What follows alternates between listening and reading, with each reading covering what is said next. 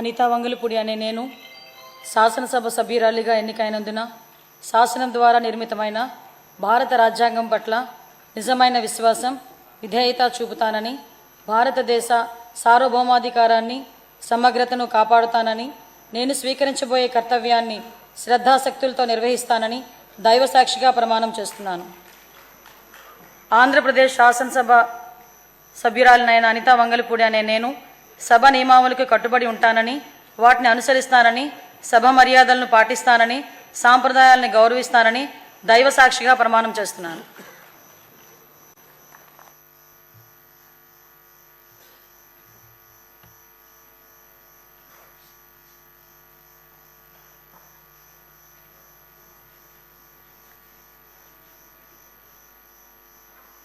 Shri